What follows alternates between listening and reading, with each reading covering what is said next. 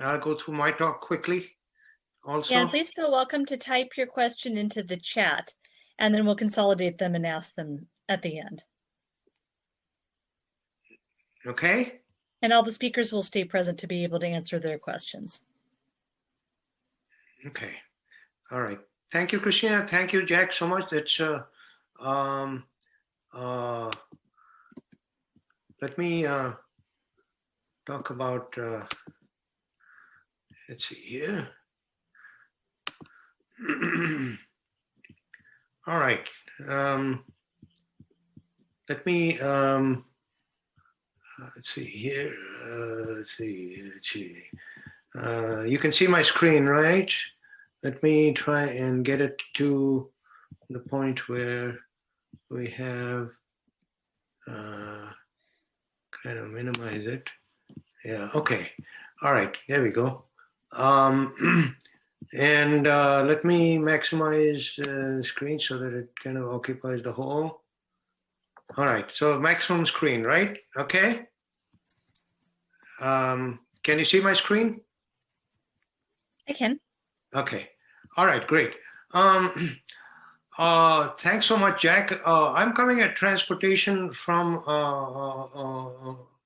top end, and this is what I've tried to do in my book, to try to address the issues of climate change. I think what I'm kind of proposing at the global level somewhat coincides with what you've been proposing. And so I'm talking about some new concepts, some additional concepts also, and for revolutionary concepts or innovative concepts in green transportation. I presented these in my book in a pretty significant manner.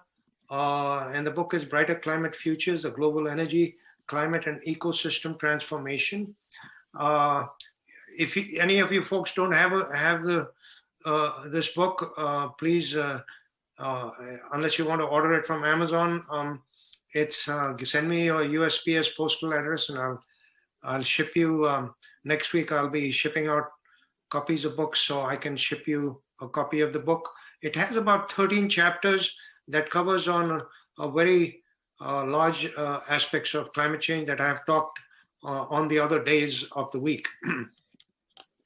I'm going to start with this particular one here, which is a solar electric vehicle charging station just outside the headquarters of Marine Clean Energy in San Rafael, California, the north of San Francisco.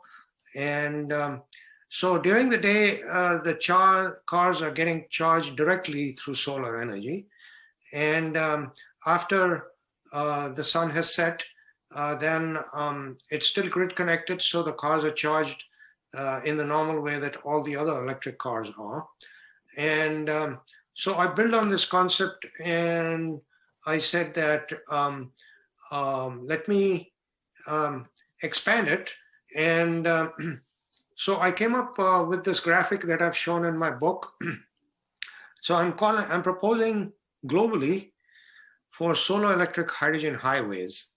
And so here's what looks like a rest area, if you're familiar with the rest areas in the United States.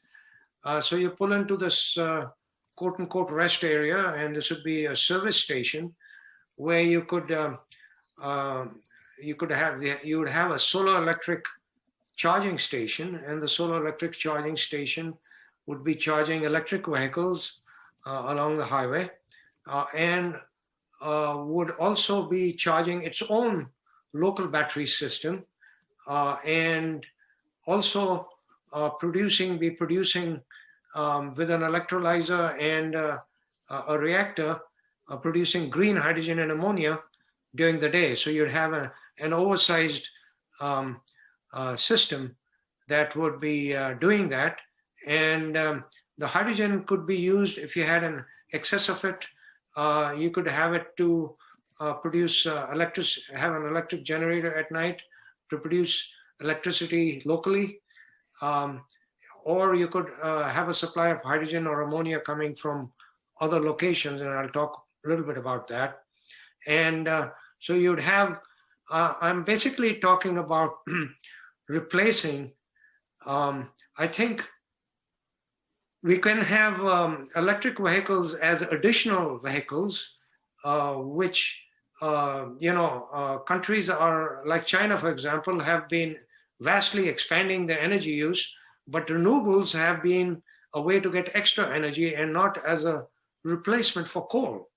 So what I'm saying is we need to replace the 110,000 gas stations in the United States and similarly around the world with solar electric hydrogen gas stations, solar electric hydrogen stations that basically replace the gas stations. Inside the city, you'll have all the EV charging otherwise available, but if you're on the highway, you can pull in and if you need a fast charge, you'll most probably need more power, which the battery can provide, or be on your way after you get either a quick supply of hydrogen gas. Here's a way now, what I'm proposing, and this I'm proposing for the economy as a whole for all sectors, including electric power generation and industry, is I'm saying produce green hydrogen and ammonia. So you have a standalone solar PV power plant, a solar PV power plant that powers an air separator and takes the nitrogen out of the air, and then you have an electrolyzer that basically takes water and splits it into hydrogen and oxygen. And so you now have hydrogen and you have nitrogen. Now you can store hydrogen as a gas or a liquid, or you can have a reactor that combines nitrogen with the hydrogen and gives you ammonia, and they can store ammonia. Right now, the production of hydrogen which is made from natural gas and coal, emits 800 million metric tons globally of greenhouse gases, which is double the emissions of California, which is at about 400 million metric tons. So just converting current ways of making hydrogen, and hydrogen, by the way, is used for refining oil, or it's used for making ammonia, which ammonia, of course, then can be used as fertilizer. Basically, we need portable, dense, non-carbon fuels that can store large amounts of renewable energy. And then I believe we are home free, because we can take these non-carbon fuels and use them all over the economy to replace gasoline and diesel and all the other fuels, in our economy. But hydrogen and ammonia here that we produce here in a standalone solar power plant could be provided via trucks or pipeline to the service stations I just talked about. Or it can be used to provide to electric power stations, so that instead of using natural gas at night, natural gas electric power generators, they could use the hydrogen power generators. Here's a green, one of 100 hydrogen refueling stations in California. This one is in San Francisco City, and it provides green hydrogen. It's one out of the 100. There are about 30 that quote unquote are green, but I think when they say green hydrogen, they also include green hydrogen made from biogas, whereas I define green hydrogen solely as that made from renewable energy through electrolysis. Anyway, this is being supplied here. Of course, this is at $16 a kilogram. 1 kilogram is about equivalent to 1 gallon of gasoline, and it's a gasoline gallon equivalent.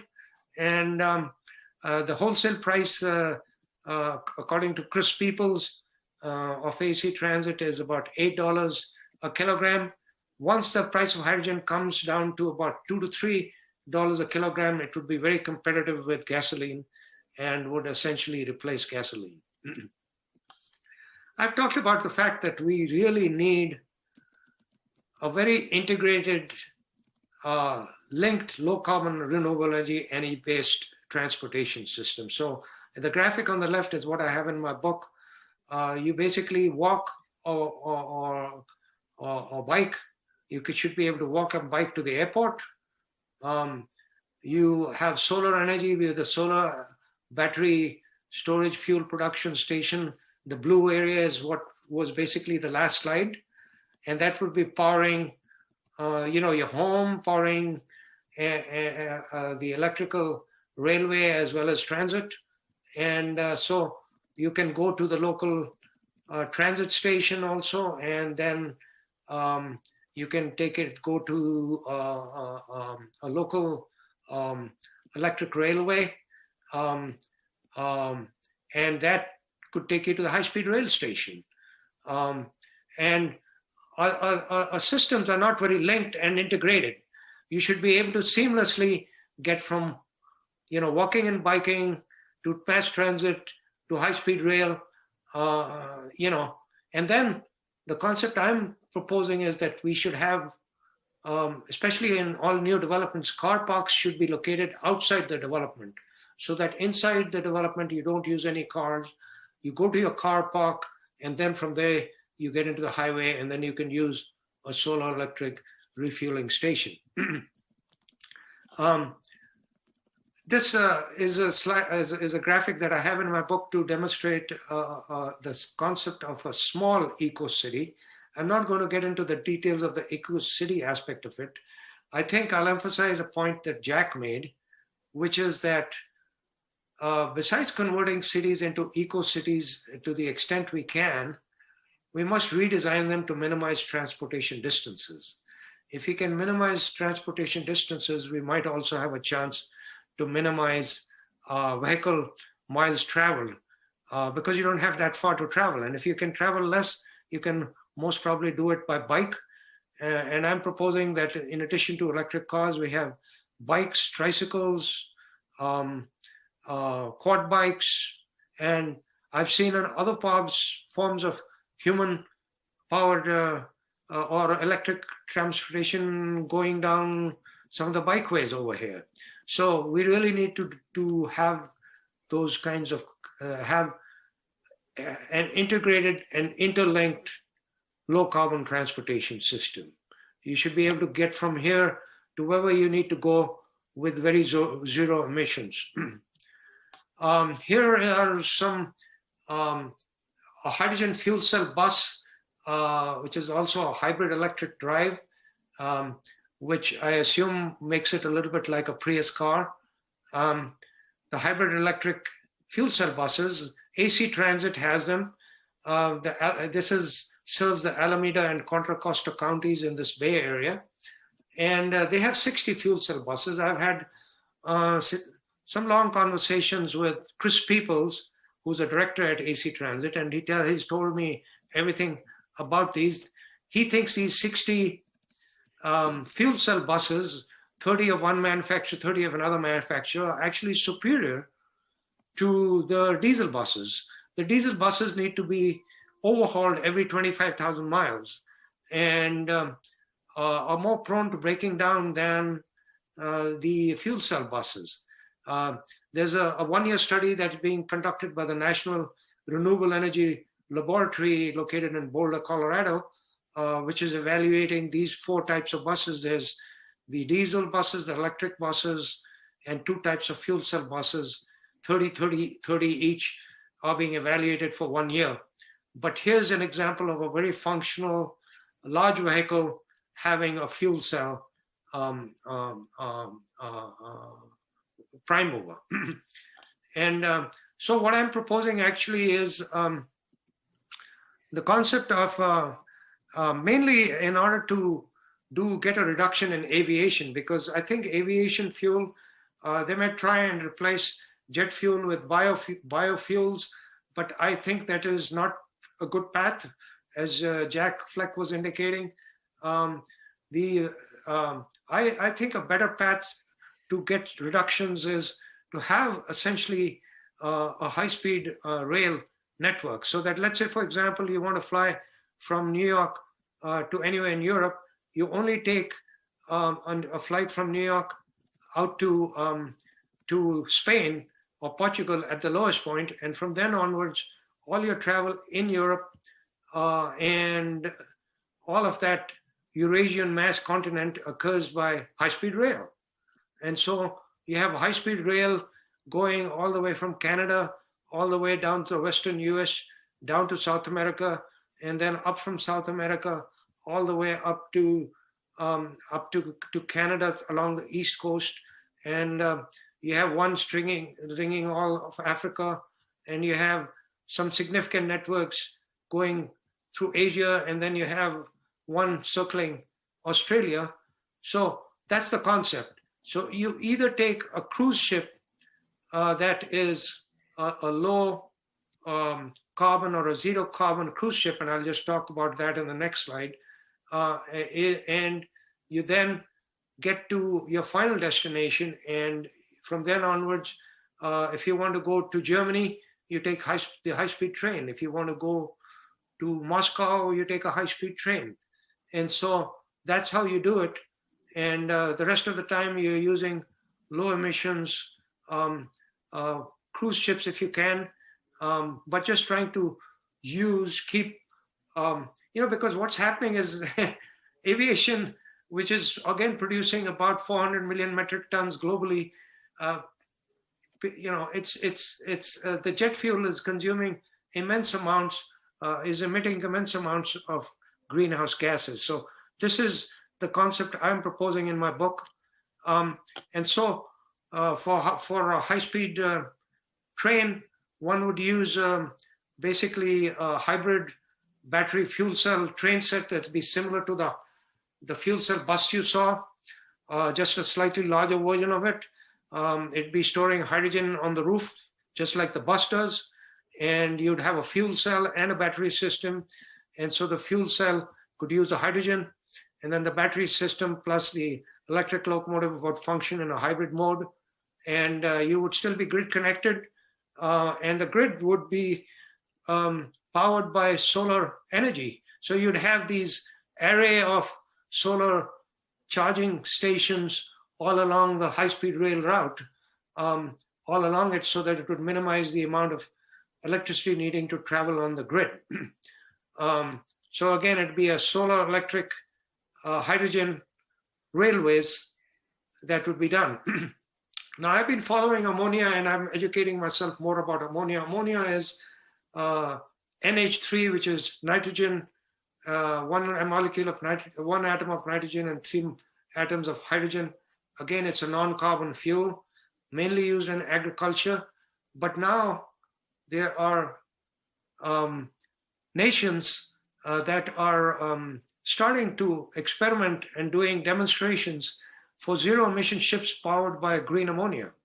And so basically there's this project called, one of the projects, flex bulk ammonia, the Viridis bulk carrier concept. And here's a concept, actually. It's not actually a photo. I believe this is a concept, but it's a joint project of 3 companies, and they are planning to have deliveries in 2024. And that's the website, viridisbulkcarriers.com, that you can look at. And so you basically convert your entire shipping fleet, cruise ships, bulk carriers, whatever. You convert them into ammonia ships. And let's say, for example, you produce hydrogen in Saudi Arabia or Australia or India. You can ship hydrogen and ammonia to other parts of the world, just like you are shipping diesel and gasoline and crude oil today. How would you finance this? So I've actually got a total of 5 taxes, because one of the problems that's been occurring at in the global level is they only promised $100 billion. The rich developed nations promised $100 billion to the developing nations to help them with during the Paris Agreement, as part of the Paris Agreement, and they've only come up with a fraction of the money. I believe it's more like $30 to $40 billion. And So you can't continuously be going with the begging bowl in hand to national governments, and depending on the political situation, and you get a government like we had the last 4 years in the US, you're not going to get any movement. So the whole thing needs to be automatic. So besides a carbon tax that has been proposed by the Citizen Climate Lobby in the United States, which would charge it a fuel based on the amount of emissions, carbon emissions it gives, and then you would have an aviation tax, $10 per flight to fund the high-speed rail network and low-carbon transportation. And then the fossil fuel vehicles tax going from $10 and going up to $300 by the year 2050. One thing that I am proposing, which I really think needs to happen, is California has about 30 to 32 million vehicles. And so I'm proposing in my book a plan for replacing those 30 million fossil fuel vehicles systematically year by year with electric vehicles or fuel cell vehicles. And basically by the year 2050 for sure, since these cars only have a life typically of average of 10 years, the fossil fuel cars, you definitely stop selling them in 2040, so that by 2050, you're completely out of fossil fuel cars. For the United States, that's 220 million cars for the vehicles, and for the world, it's 1.2 billion vehicles, and we need to do all of that. The smaller vehicles are favored by battery electric, and the larger vehicles are favored with the fuel cell technology. Anyway, here's some roses in my backyard. The greening, we need the greening of tourism. We don't talk about anything but, we're going to go for a vacation to Europe and we're going to enjoy beautiful Italy and all that. And while we are flying there, we don't realize that all the carbon dioxide we are emitting is destroying the beautiful areas that we're trying to visit. So we have to start getting there by the best green method. Only use plane for long haul flights. When we get there, we use high-speed rail, we use zero emissions ships, and the local travel should be all green. We walk and bike.